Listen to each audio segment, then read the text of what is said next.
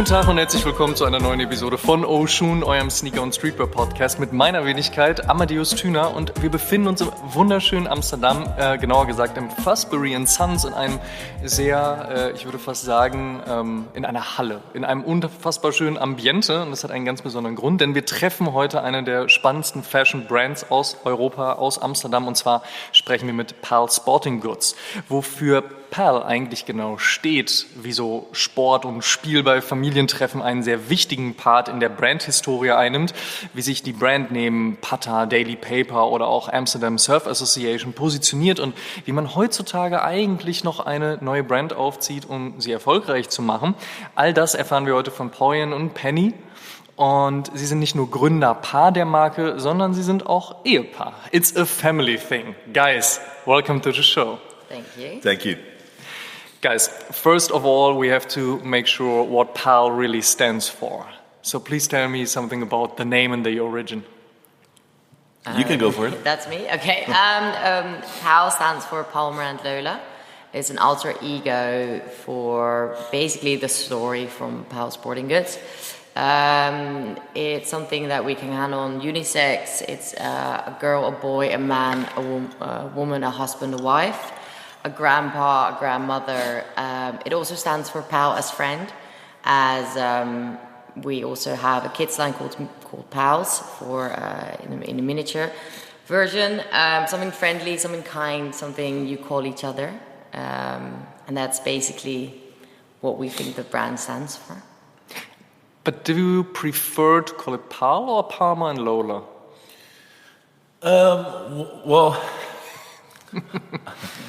Well, it doesn't really matter, to be really honest. In I think people that just buy something for the first time, they call it PAL. People that know it for a little bit longer say Palmer and Lola. Altogether, I think it has a family value to it, and there's a reason why we called it as the brand is. It's because we've always thought to come up with a brand that we can leave after for our children and for their children and so on. And then specified into sporting goods, and sporting goods can be a lot of things, of course. So that's how we came up with the name. Yeah. You already said sporting goods are very important for you. You, of course, have it in the name, and it's a very important part of the history and the origin of the brand. Yeah. What kind of sports exactly? You meant, sorry, I didn't. You meant what kind of sport? Yes. Any sports, really. That's basically the fun of it. It originated from during COVID, when I took Poyan to my English family's house, and we just before that. Well, before that, but the sporting parts.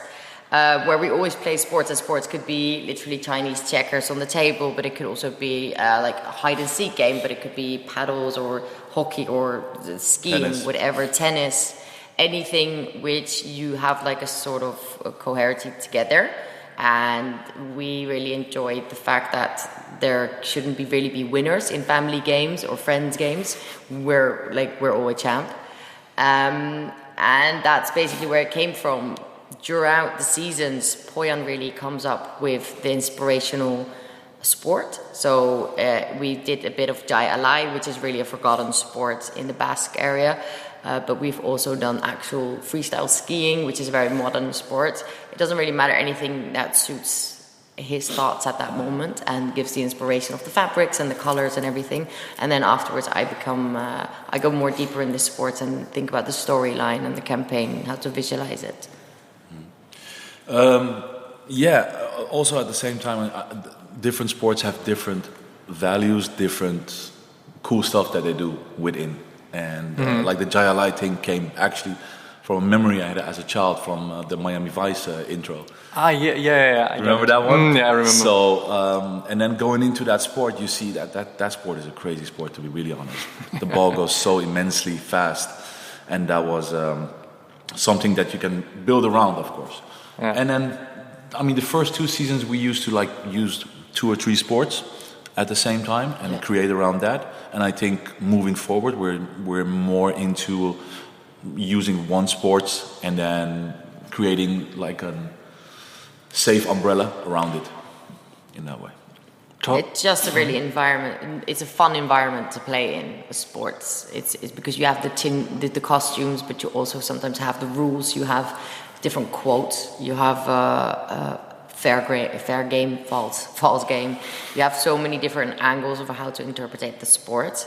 If you use an older sport, you have the more classic ways of interpretation, but then the really modern things are you can do cool things with the videos and the content and more high-speed stuff, which I love, or more classical filtered content. Yeah, it's almost like watching a movie, every sport. And in most movies you see a sport.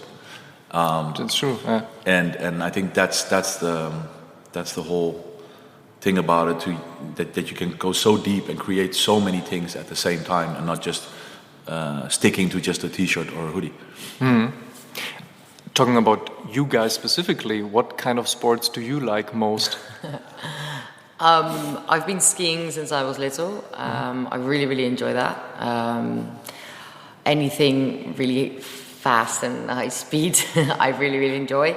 I used to play a lot of hockey as well, playing with my husband tennis. He's incredibly in tennis. I like team sports. I'm just quite sportive in general. Water sports, we really love both. We do that a lot. Our honeymoon was an exquisite 10 days of doing everything adrenaline junkies do. So that's our romance. Would you do a sport? I would say tennis. Yeah. I haven't been playing tennis I've been playing tennis for 4 years, but I'm more like the mackerel in the field. I just like the tension, to be really honest. But no, I mean, growing up, I saw a lot of sports, like watching American football or baseball or whatever, and it always had something, because as Penny said, the way that they have their outfits on and everything, and it's so inspired into basically every genre of fashion, to be really honest. If it's streetwear or if it's high fashion, it doesn't matter. There's always some kind of sports in there, or sports values or whatever. Thinking about the 90s, people wearing like jerseys over shirts or even over hoodies, so I did, to be honest. Having my Shaquille O'Neal or Michael Jordan jersey, was really proud going to my class and was like, oh, I'm wearing this jersey, even it's like minus degrees outside, it doesn't matter. Today we got this block core kind of trend where people are wearing football or soccer, whatever you want to call it, jerseys, even if they don't really are into these kind of teams or whatsoever. So this kind of trend evolves. And like you said, of course, sports going into varsity jackets, polo shirts, stuff like that. When did you guys decide this should be this major part of our brand and now we're gonna create a brand? I think from the very start, as every brand starts out, you have to be careful about what you make, what kind of products you make, because also the cost can go very high.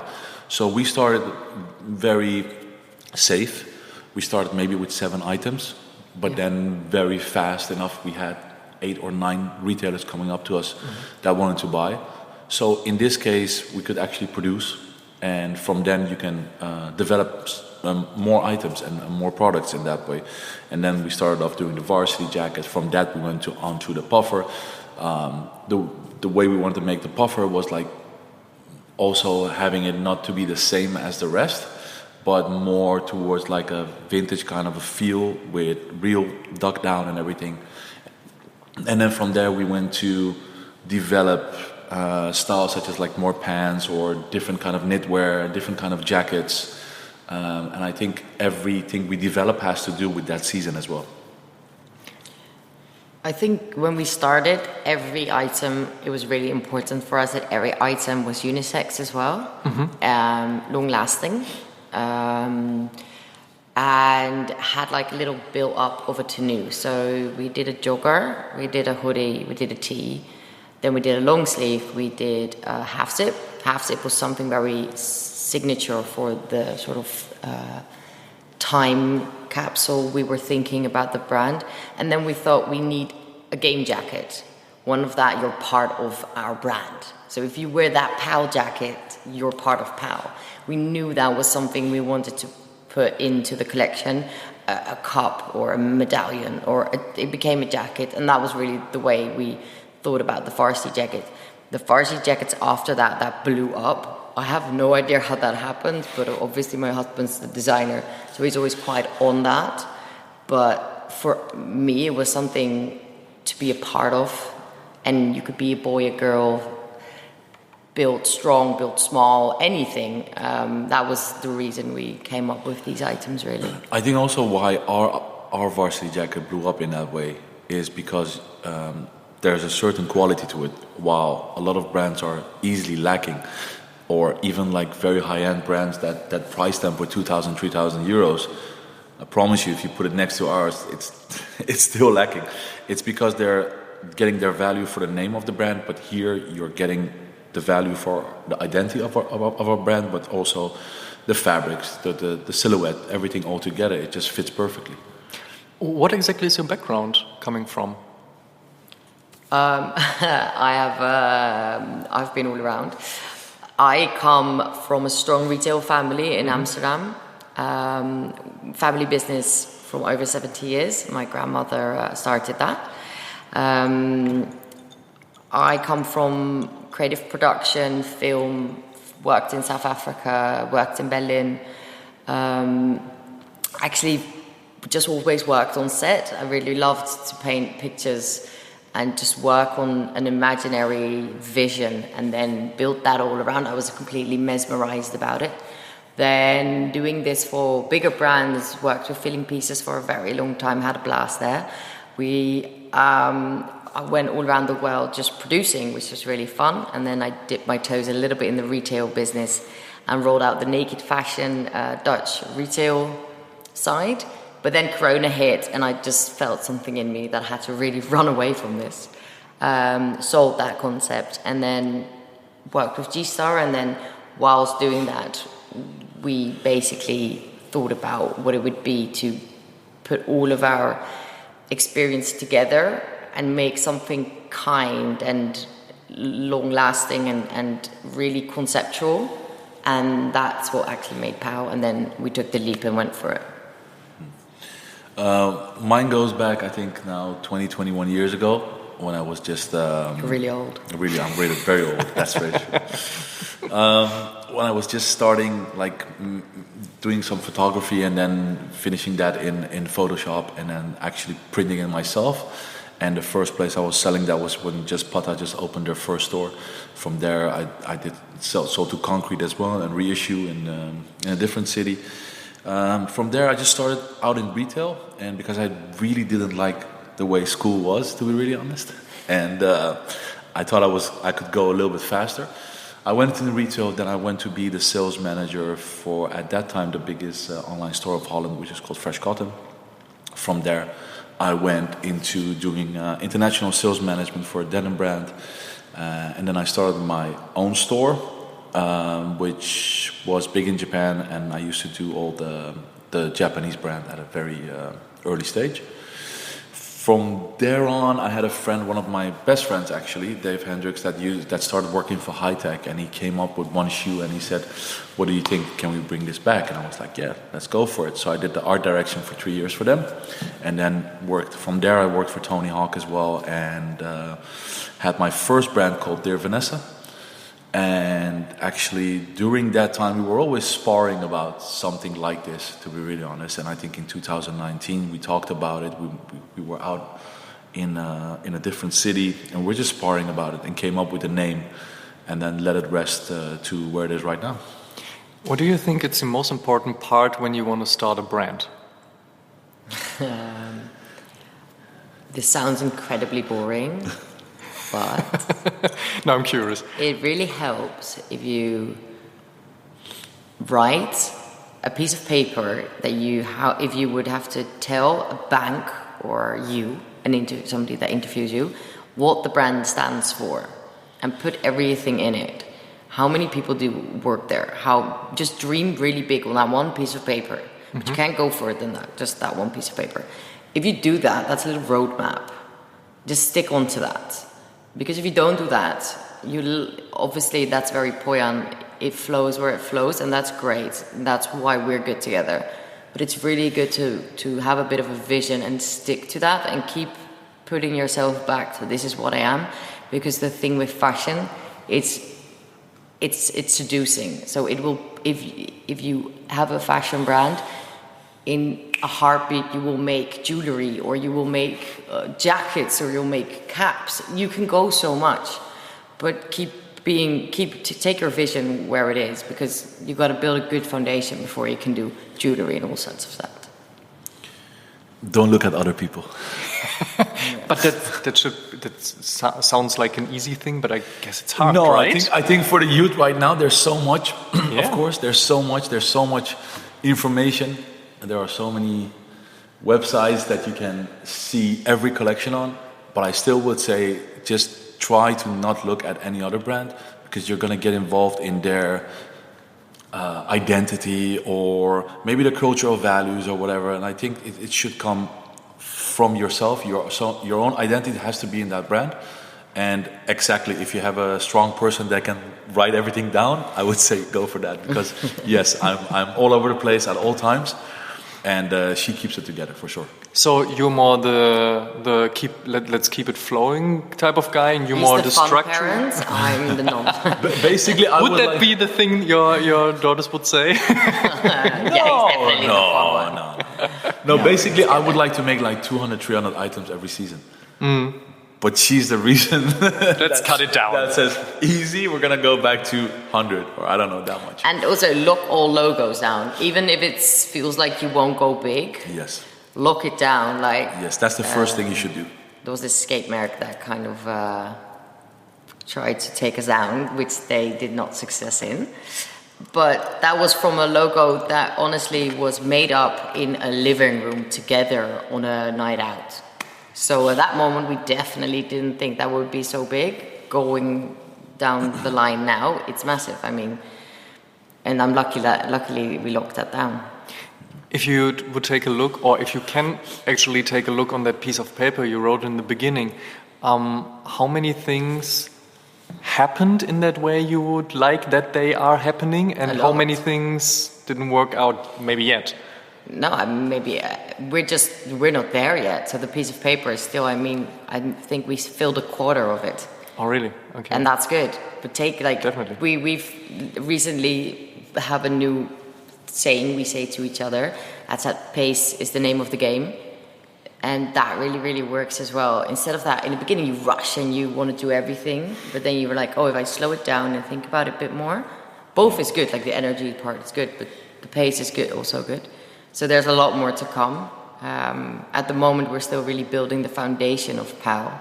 And we're taking a lot of time for that, which I think is necessary if you want to have a long duration of a brand.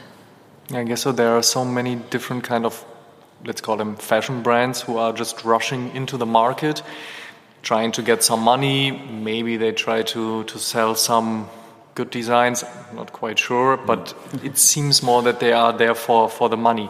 Yeah. And that's nothing I see at your side, because how you build up the brand and the history of it and try to use that as a settlement and go further and so on makes it more nice. No, thank you. That's nice. Well, I think it's not only the brands or the people behind it are also not only the ones that are the problem, and I call it a problem because it isn't actually a problem. I mean, with all due respect, I love all of our retailers, but retailers follow as well. And if one follows, the other ones follows, and then it becomes a hype. So even if the brand is not that good, you're creating a hype over something which is quality-wise not that good or not that up to tier. And that's where it starts, to be really honest. If a lot of more buyers would look closely to what they're buying and not just buying a name, I think a lot of new brands will get a different value as well, and not just because being bought as a hype. And that's a pretty big topic, of course, but we're here to talk about the big topic. So how hard is it for a new brand to get into these retail kind of spaces? Or on the other hand, is it even important to get to a retailer, or is it D2C? Was it both? For us, retail is still definitely the biggest part of our business, and we do respect our retailers, as I said.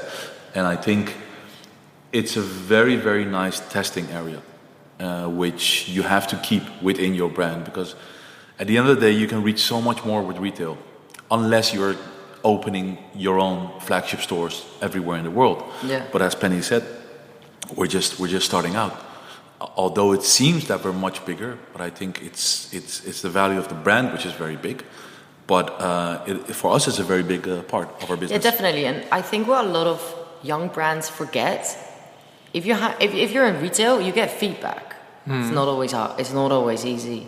Especially for a designer, it's hard to hear that the jackets won't sell when it's your masterpiece, because all the other brands are doing it, so they're full up.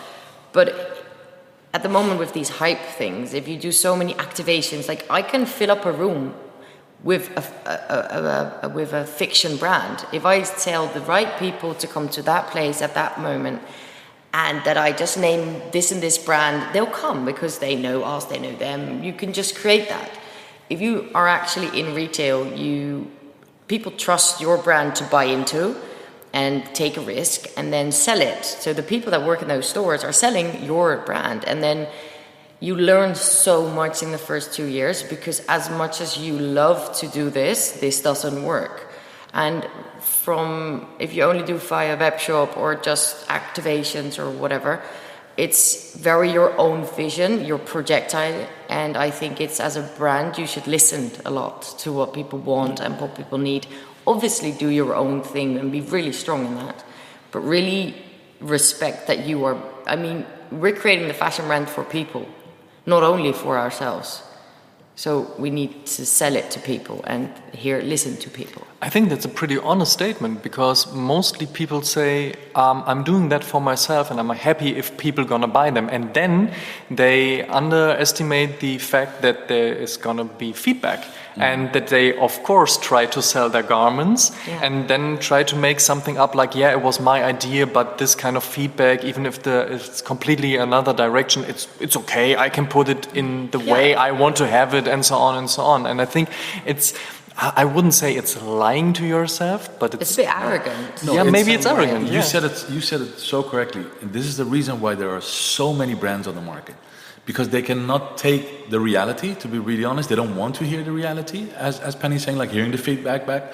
So there are so many brands. So if one person would come and say, "Hey, you're awesome," and mostly their kids, of course, they actually think they're already there. But the way to success is so long, so immensely long, and you have to, as Penny said, keep the pace. So yeah, I think pace is a quite good word for that, because it's something I only learned recent year, maybe.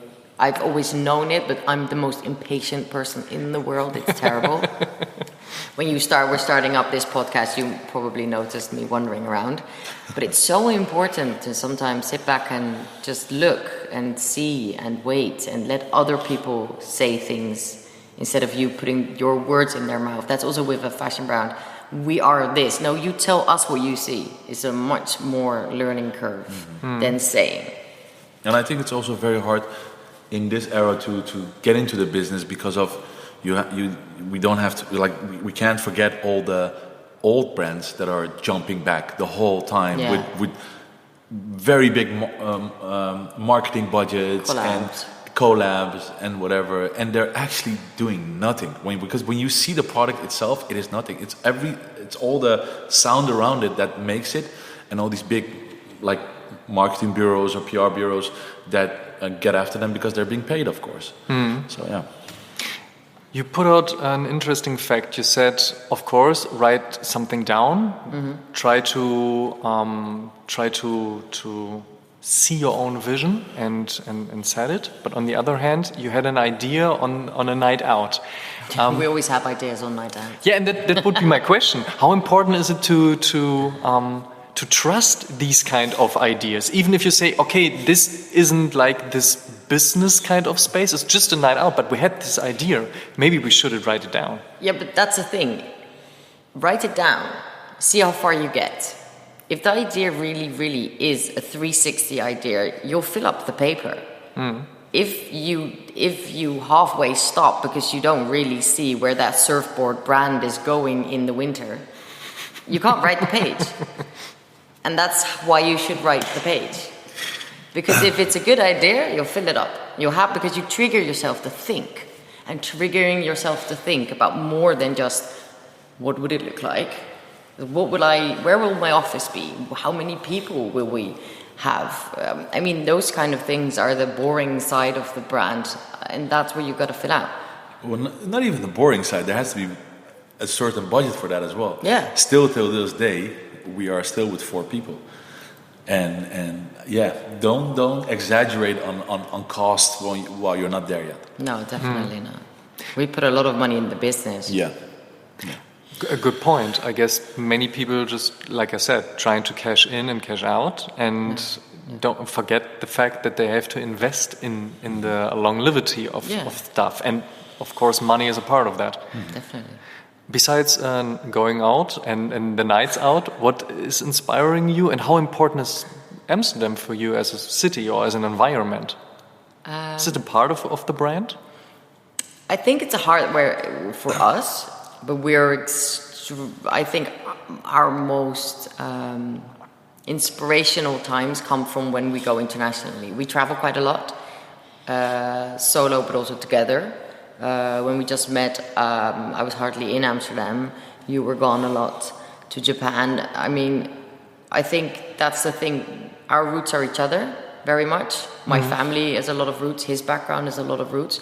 We're not very bound to a place, but Amsterdam for me is a place. It's like a home.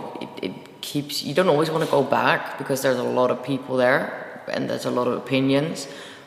But it's somewhere you always come, It's a very free place as well for a lot of identities, a lot of, and I like the circle in Amsterdam. The young people that come to study here find themselves, go all sorts of experimental ways, and then go back and work for the bank. I love that circle. It's a good one. For me, I have to say, it's when we're going on vacation with the family. That's where most of the ideas come from. But at the same time, I've always been from when I was a kid. I was very imaginative. So for me, it's like just wandering myself into movies or sound or whatever. And Amsterdam, for me, the value that Amsterdam has is because we have our friends here, we live here. But to be really honest, I do not have a value for other colleagues into the business, because I like that we're so focused on ourselves to expand this brand to what we want. You said you're very focused, and I think that's a good thing, because of course you have to see what you are able to do, but on the other hand,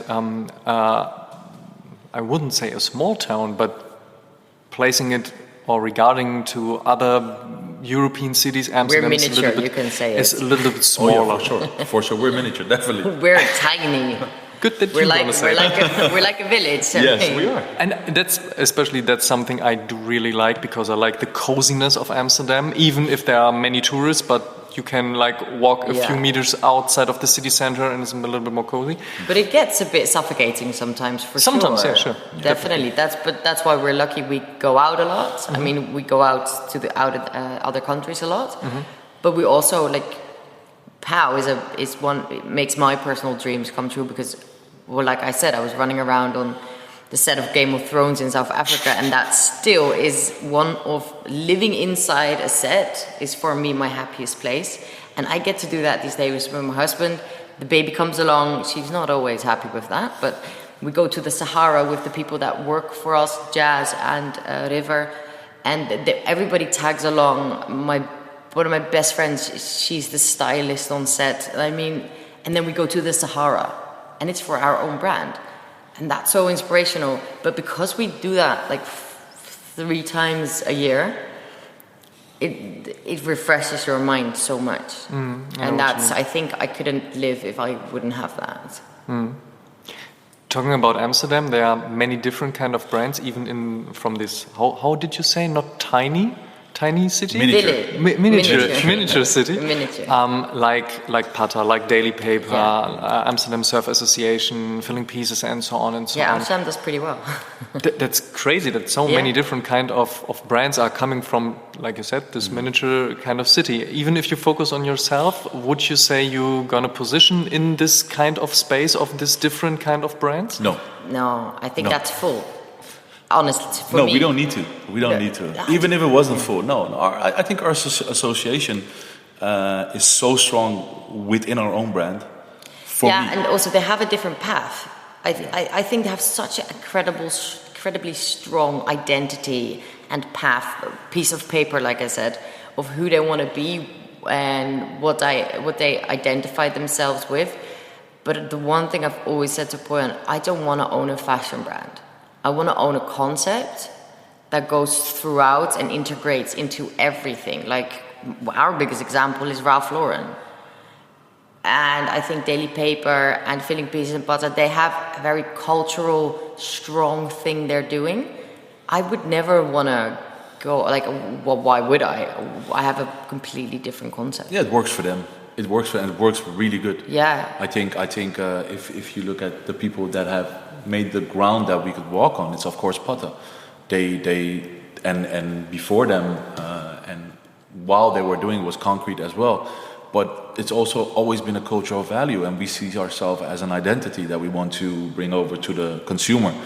And as Penny said, we look in the past, we see who has done it really well, and if we can have 1/3 of that, we will be very happy. But I think we would definitely go beyond that because we know where we're going with the brand.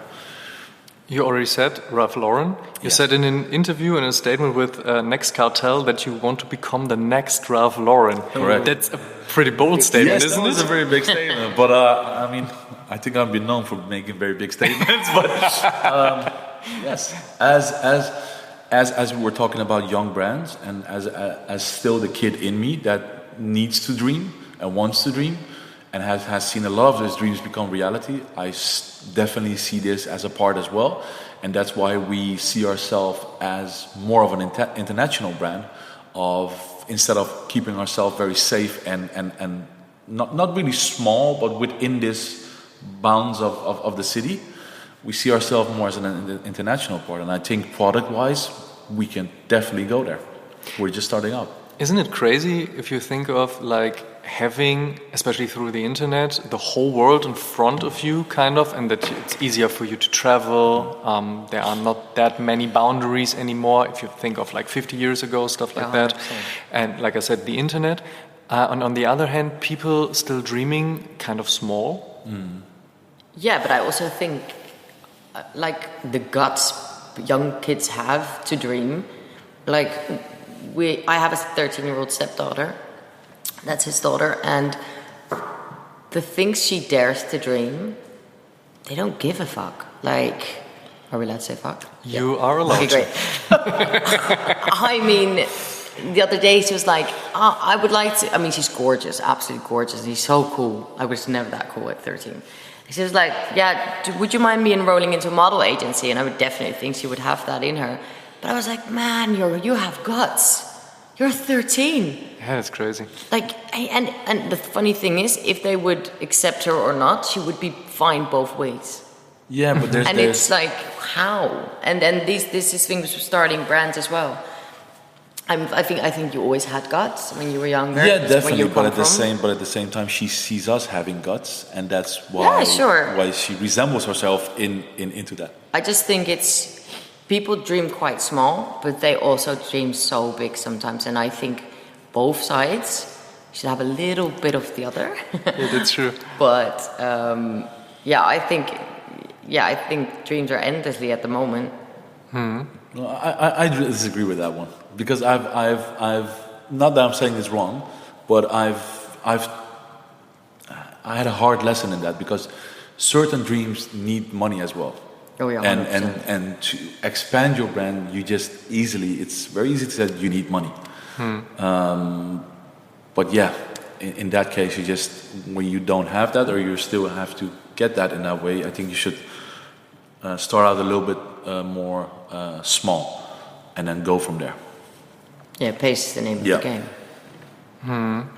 The pace is important. Gonna get it tattooed. No, okay. You should. How hard is it to work and live and be together?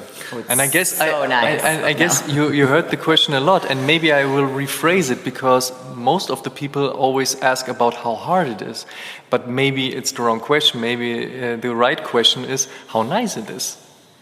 It is really nice. It's just something you have to be able to work at always. But when you work, you improve.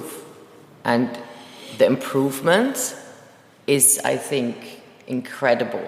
Being able to go on holiday together and dream together when you see something and you're like, oh, that could be cool for the brand, but also have your little daughter of 2 splashing around in the water. I mean, I don't think a lot of people have that. No.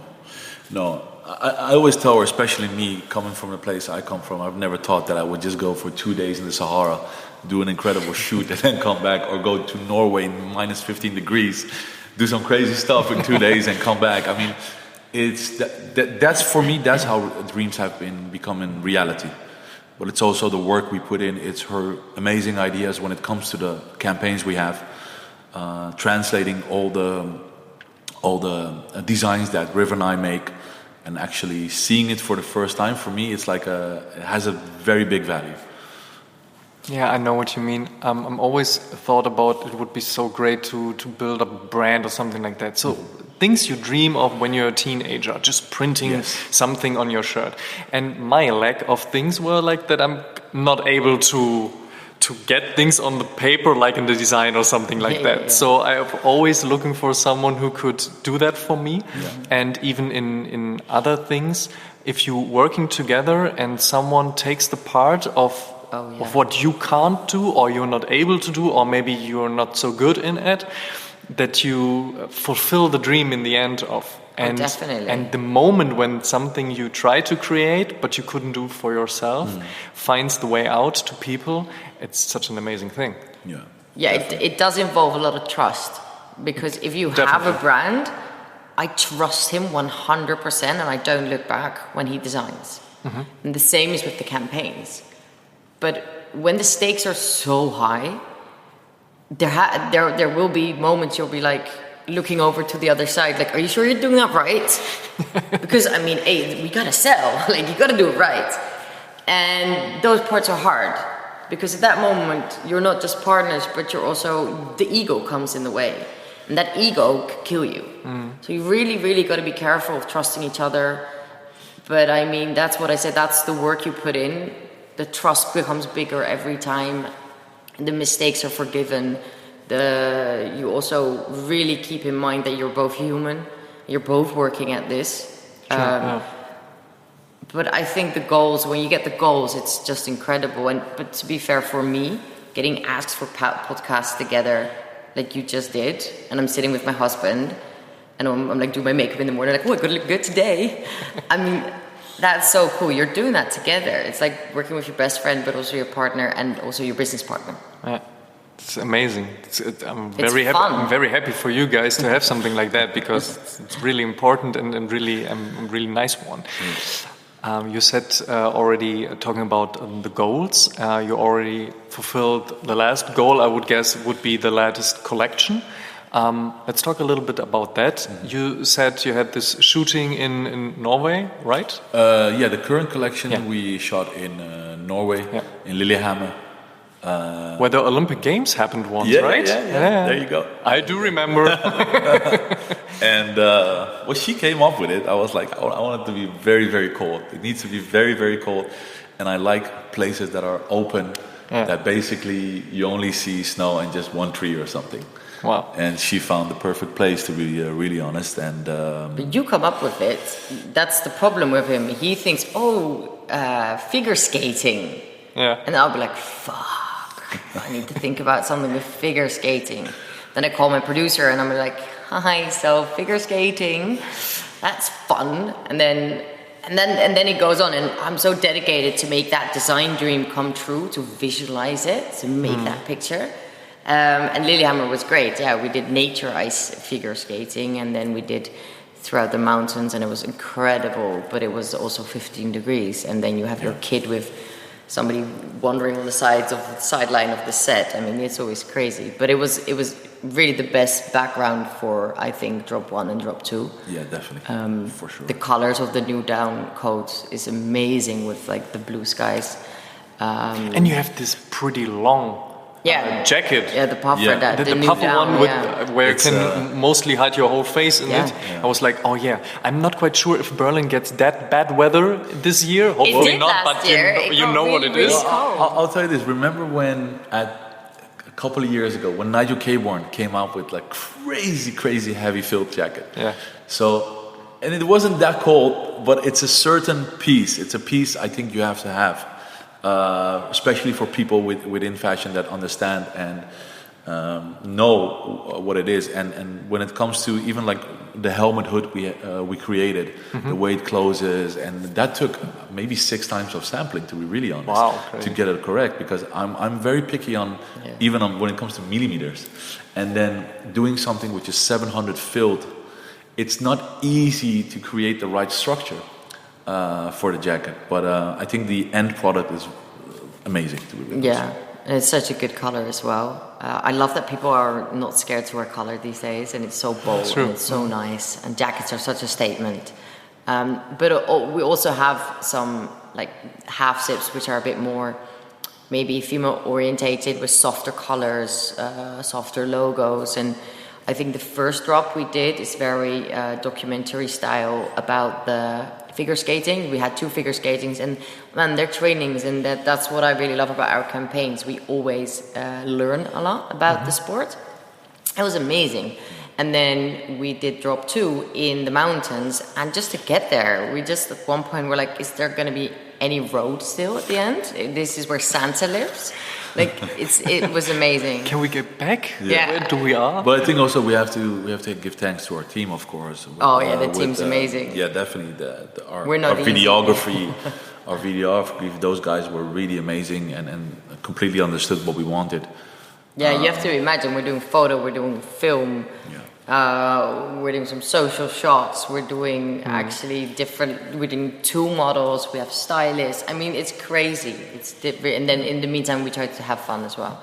Of course, having a campaign, of course, is important to tell a story. But what exactly, or why do you put so much effort into these kind of campaigns? You could make it easy, just do shots and just put that out there. Is this something for you guys, or is it something that the community, the customers want to have? Well, I think obviously we have a very conceptual brand, but we got to make that picture, paint that picture really. Like that is what I think that is where we are diverse. It's very simple. For us, it's not as easy as putting sporty and rich on your on a hoodie or whatever. We create more value, and through our campaigns, we tell that story of the value. I want people to know that it's really true that he goes into libraries with his designer River and really looks into a sport, and that gives them inspiration, and that makes the design. And from that, we want to be true to the sport and not just put somebody on ice skates on a really nice couch and sit like this and be very pretty. I mean, what's the point of that? Let's be true and respectful to this sport and maybe shine a little light. We did the ski campaign on our previous collection, and we helped Ed Guinet. He's a freestyle race skier. The UK Olympic team. He's trying for UK Olympics, and he was quite struggling. And with the campaign, we invested in him. But the same with the figure skating girl. She, due to COVID, she had such a hard time. And we gave her such spark to we were like, oh my God, what you're doing is amazing. And she was telling about how trainings are quite hard. And I think that gives a little bit depth to your brand instead of just making pretty stuff. Yeah, for sure. I think even when it comes to our recent collection that we've just sold, which will be in stores from January, Spring Summer 24, River and I got that from one book only, and that was Targa Florio book from her dad's library, to be really honest, which I go every season. And we just looked at words, we looked at old photos, at colors, and then that's how we created the whole Spring Summer 24 collection, which actually was 132 pieces, which she said I had to make on 80 pieces, but hey. I know you didn't, you put more in there, but we'll have that discussion. That's just the thing. Like you talked about Daily Paper and Filling Pieces and all the other brands. everybody has their sort of hook. Everybody has a cultural thing, and it's very true, and that's what I really like about them. But I think as a fashion brand, you owe it to the community to be more than just a logo or an aesthetic. You've got to have some depth. You've got to have a story. Yeah. And sports is our story. Yeah. I mean, definitely for family in a quirky way. As I told you, we're not good at everything. We're good at something. So yeah. And you definitely need a good varsity jacket, in my opinion, because I'm really into varsity jackets. That's and good, I told you before, I really love the one you did. And it's such a crazy good piece, not only in design, but also in quality. And my story was that we traveled to Amsterdam and we not really packed for the weather it could have been, because that's always a little struggle. But then I realized I need a jacket, and I saw your jacket in Basket in the store, and I bought it because I liked the design and the quality and heard about the story, and that's why we are sitting here. So we got it connected over this varsity jacket, and now please tell me there will be some more. Yeah, there will. There's always more. We just released, of course, the new one. Yeah. Spring Summer 24 will also have one, and then we are quitting on the varsity. No, really? Yes, I'll tell you why. So we end this interview. No, tell me why. No. It's the reason why. Not quitting. We're taking a pause. We're taking a pause on it. Yes, okay. We're taking a pause on it because we don't want to kill the market in that way, to be really honest. So maybe we'll take it out one season, maybe we'll take it out 2 seasons, and every brand can make their own varsity jacket. We're not the creators of the varsity jacket, but I think what we did is we brought the quality back within the varsity jackets. The wool we use, the leather we use, we're known for our appliques, for our embroideries, and I think you don't have to overflow the market with a certain product. And we also would like to show our consumer that we have more than just that. So from Spring Summer 24, that's the last one, and then we'll see from there. Yeah, I should get that one definitely. Talking about one specific piece of PAL you should have. I know you are the family members, or how can I say that you are. The founders, of course, of all these kind of stuff. Of course, it's hard for you to pick just one specific piece, but for the people outside, where you should maybe focus on, what's maybe the one you like the most at that current point? I really love the half zip. Yeah. I think it's sexy for a girl. I think it's cool for a boy. I think you can wear it on a night out, but I think on that Sunday you're really hungover. It will sort you out when you're just going to the McDonald's. Get a quick snack. It will save your life because it's so cozy, but it's a statement piece. It looks good, and I think that for me is for PAL. I love the half zip. I love the joggers too, but the half zip for me really is. I think for a consumer to start out to know our collection would be, I would say, because we're very proud of how the way we made it is the hoodie. Yeah. Because it has, of course, it's quite heavy for a normal hoodie on the market, and we make everything from the thread on that hoodie from regenerated yarns. I'm very proud of that one, but my absolute favorite piece that still has to come out for Spring Summer 21 is an overhead that is from wax cotton, but it's so absolutely special. It's like every time you will wear it, it will become different. And okay. I will show you that later, but that's an absolute it piece for me going forward. And of course, I mean, the stables like the varsity jacket will always be good because we're always correcting our items as well, even if it's like a centimeter here, centimeter there. But yeah, I would say that. Are there any other brands you wearing beside your own brand? Yes. We don't make shoes. Not yet. No, I really love Yumi. Yumi, it's from our friends, and I think what they do with the unisex is also what we do, and I really, really love that. I would always be a little bit of that fashion girl that looks to the big brands and swipes through magazines and dreams about all those really, really statement pieces. So I'd rather save up and buy that statement piece and then wear that with something from PAL or more basic. Yeah, that's me. I don't wear a lot of colleague brands like in the same segment. I don't, because that's more I don't know, I just... No.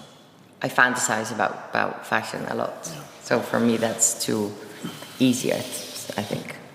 For me, I think it's the absolute dad wear. I wear a lot of Our Legacy or Magella. Yeah. To be really honest, and I combine that vintage. We both wear a lot of vintage. A lot of vintage. I think that's what we do a lot. I think because also a lot of inspiration for our brand comes from vintage stuff, and then we just mix that with our own brand. But it's in some ways it's like a cliche, It's sometimes it's weird to wear your own brands. It just doesn't feel. So that's why we mostly wear protos or samples, to be really honest. Yeah. Because also we're working so much ahead, and then we see it, of course. But we love to see people. Yeah, I'm wearing a proto right now. Yeah. It's not even, this won't come out, but you become a bit spoiled in the uniqueness. You wear stuff people don't have, and therefore it's yours somehow. I enjoy that. And I wear his stuff a lot because otherwise our house would just get too full. Good point. Coming to the end of this interview, I have to ask you another sports question, and hopefully you can decide. It would be hard for me to decide, but the good thing is I'm the host and I don't have to answer any questions. So, going back to sports and to some of these great moments in history, what would be the most favorite thing you could have been part of? Would it be the last shot of Michael Jordan in 1997 of the final game? Or would it be the so-called fight of the century between Muhammad Ali and Joe Frazier in 1971 was? Is there one specific moment you would like to attend, and which one would it be? Well, I have. Well, can I choose another one? Does it have you can, of course. And I was thinking about that. I will take two out of them. And I was just reading a list of great moments in sports, and I couldn't stop because there are so many, of course. So many old ones, so many new ones, and I thought, okay, I give two examples, but of course there will be another one. So please go ahead. I think for me, it's something that is not very big for other people. But it was the match between Iran and the Netherlands. They were playing their first World Cup match ever, and that's where we actually created a collection with Atelier Monroe, where we thought of what would they wear. Because at that moment nobody wanted to sponsor them. They bought their own T-shirts. They were all wearing the same shirt, and the way we created that collection, it was to give something back to that era. I would have loved to be a part of that era, for sure. Yeah. I think for me, where the new collection is based on, the race in Sicilia, I think the aesthetics of that time, the way the girls would walk and the men would whip their hair and then put the helmet on, and I think I would just love to be teleported there, sit and just watch it. Like how people would dress and how elegant it used to be, instead of how serious and very straightforward it is now. I'd love to go back in an era like that and see how sports, the decadence used to be. Yeah, there are so many different crazy kind of decades. And like I said, I was pointing out two different examples, but there are great moments. There are so many great moments. That's crazy. Guys, thank you for taking the time, giving us a little glimpse of your brand, of what's going on right now, where it's coming from and where it might go. We will definitely follow the path. And thanks for having you on the show. Thank you for having us. Thank you so much for having us. Thanks. Thank you.